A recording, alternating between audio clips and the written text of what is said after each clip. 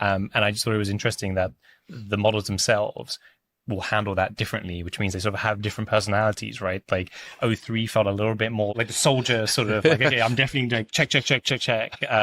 And Gemini Pro 2.5 felt a little bit more like a high agency sort of employee. It was like, oh, okay, no, I think this makes sense, but this might be an exception in this case, which was just really interesting to see. Yeah, it's funny to see that for investors. Sometimes you have investors like a Benchmark or a Thrive. It's like, yeah, take their money right away.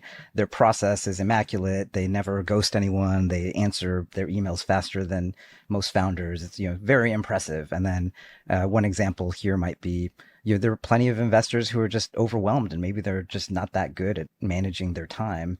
And so they might be really great investors and their track record bears that out, but they're sort of slow to get back. They seem overwhelmed all the time. They accidentally, probably not intentionally, ghost people.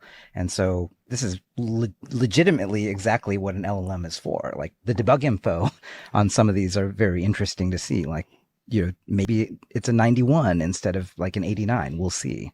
I guess one of the things that's been really surprising to me as, we ourselves are playing with it and we spend, maybe 80 to 90% of our time with founders who are all the way out on the edge is, on the one hand, the analogies I think even we use to discuss this is, it's kind of like coding. It kind of actually feels like coding in, 1995, like the tools are not all the way there. There's a lot of stuff that's unspecified. We're, in this new frontier.